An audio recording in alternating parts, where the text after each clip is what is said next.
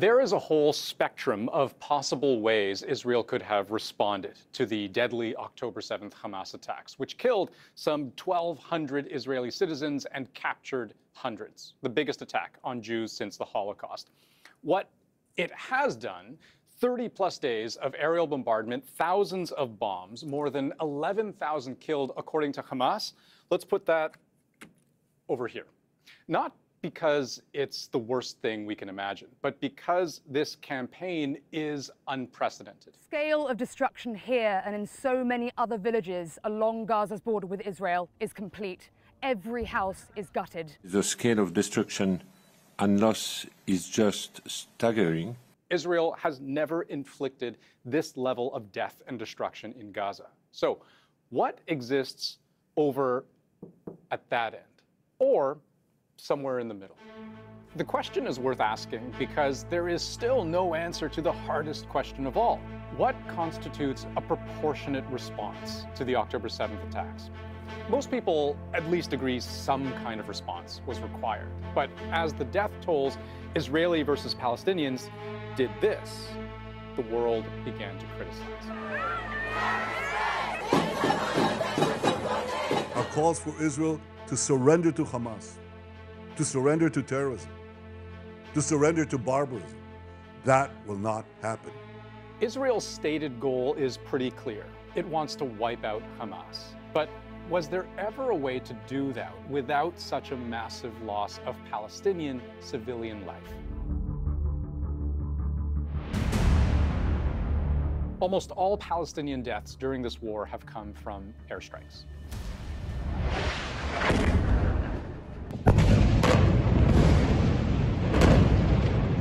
In the first week alone, the Israel Defense Forces, the IDF, said it dropped at least 6,000 explosives, each one, it says, against a specific Hamas target. A building, a bunker, a house, a hospital, a market, a mosque. Sometimes even specific people. And because Hamas is known to embed itself within and underneath the civilian population, innocent people have died. You know that there are a lot of refugees, a lot of innocent civilians, men, women, and children in that refugee camp as well, right? This is the tragedy of war, Wolf. I mean, as you know, we've been saying for days, move south. Civilians that are not involved with Hamas, please move south. The airstrikes have been anything but gradualist. I mean, they've been devastating, relentless, and of course, civilians have paid a huge toll for this. Israel has claimed to do its best to separate civilians from combatants by dropping thousands of leaflets over northern Gaza, ordering Palestinians to flee south. Israel says most people have heeded those warnings. But Hamas calls it psychological warfare and told people to stay. So here's a question. Could Israel have foregone airstrikes altogether, opting for a ground war instead? Well, experts say yes and no. There's a reason, historically, that these kinds of offensives start with aerial bombardment. The overture is over. This is the main piece of shock and awe. Come in, please. This is on a completely different scale from everything else that has gone before. This isn't just an attack on bricks and mortar. It is an assault on the human senses. In 2003, the war in Iraq began with massive airstrikes.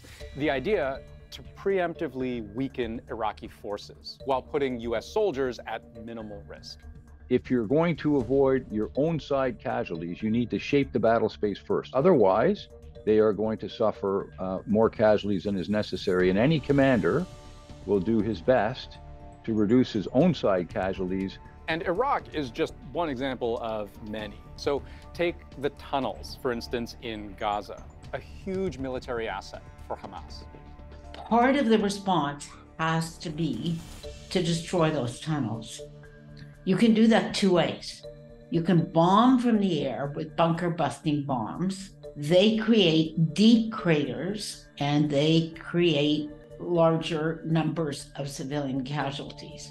Or you can use ground forces and go in. The risk there is the tunnels can be booby-trapped. Some are. You have a high number of military casualties on the part of the attacking force. That's the dilemma. There is no way for Israel to invade Gaza without incurring losses. And especially here, urban combat favors the defender. Hamas has mines, buildings, and rubble as cover and knowledge of the terrain. You look at those pictures, and that's going to look like the siege of Stalingrad. And as a veteran, I look at that and say that's still a lot of places that people can hide and a lot of snipers. But could more Palestinian civilian lives be saved in a ground war? This is also a complicated question. There would still absolutely be a risk to civilian life. In 2014, Israel's ground invasion of Gaza spanned 50 days, leaving 72 Israelis and 2,251 Palestinians dead, most believed to be civilians, about 550 children, according to the UN. But perhaps soldiers on the ground might be able to better discriminate between targets. There will still be fighting, but you can make an effort to restrict the focus of that fighting to a targeted area. You can see the civilians and do your best to avoid collateral damage in the firefight that occurs. Whereas for a falling bomb, everybody looks the same.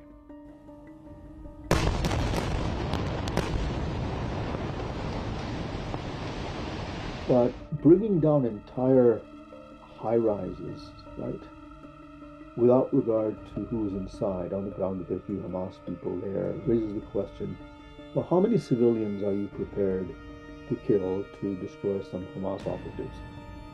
Would 10 Hamas operatives for 1,000 civilians do it?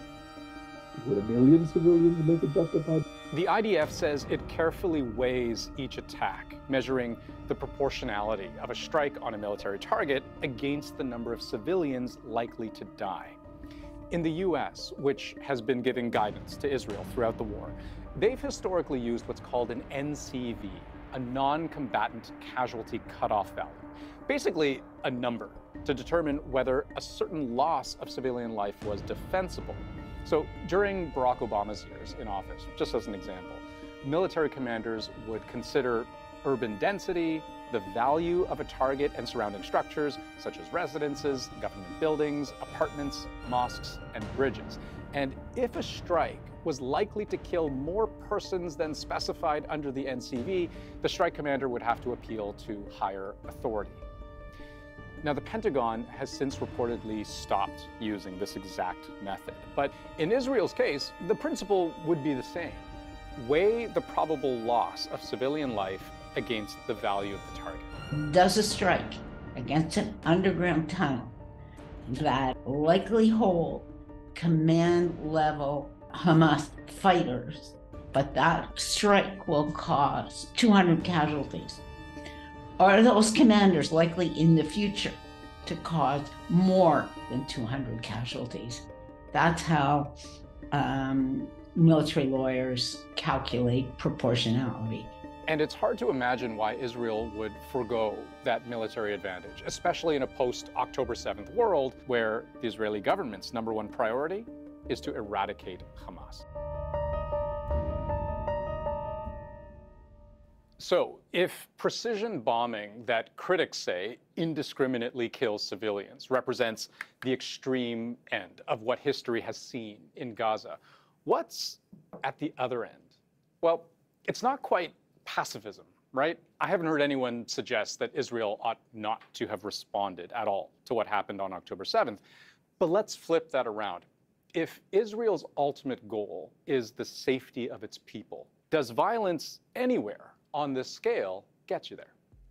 The UN Special Rapporteur on the occupied Palestinian territories says what's happening in Gaza right now is likely to breed only further radicalization. Now it has reached a dangerous point of no return, where the chances of peaceful coexistence have dropped vertically off a cliff. In fact, we are staring into an abyss. You can kill Hamas, but you can't kill the idea. You know, you may take care of the terrorist today, but you're also creating a terrorist of tomorrow. What do they mean by that? Creating the terrorist of tomorrow. The Gaza Strip is a place where nearly half the population are children. For most of them, the only reality they've ever known is living under an Israeli blockade. Food, medical supplies, fuel, even freedom of movement are all tightly controlled. This is generational. It's not just one event. And that's the biggest thing that's going to be a challenge for Israel and actually the region as a whole. Add to that the staggering number of Palestinians killed in conflicts over the years. It's hard to overstate how lopsided the casualties are. There's no water for us to drink, no water for us to wash ourselves with so that we can pray, Madam says. They've bombed our schools. Many people have been killed. It's not fair for children like us. Why is this happening to us? I think Israel could have done much, much, much better in explaining right from the beginning that they were at war with Hamas, not with the Palestinian people. And some ministers in the government, the ultra-right-wing government that currently exists in Israel, in fact, deliberately blurred that. There will be no electricity, no food, no water, no fuel. Everything will be closed. We are fighting against human animals, and we are acting accordingly. I think that is a strategic mistake, which happened right from the beginning. Israel could have done a lot more to get food and water into the civilian population early on. And consider the flip side of the Palestinian point of view, that Palestinian support for Hamas is not a simple binary, yes, they're good, no, they're bad. Hamas was elected in 2007, but there have been no elections since.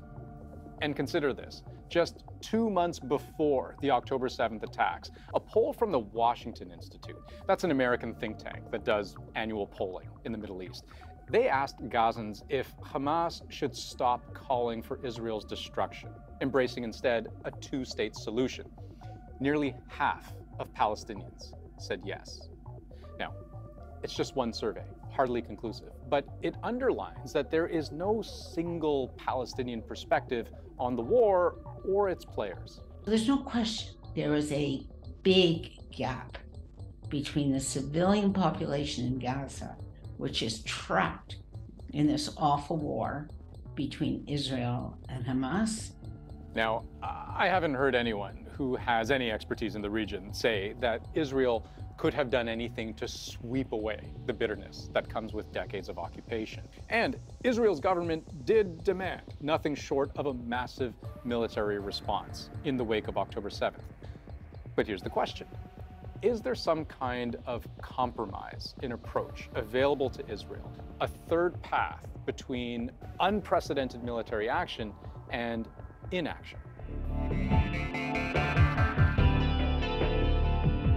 From very nearly the start of this war, there have been international calls for a ceasefire.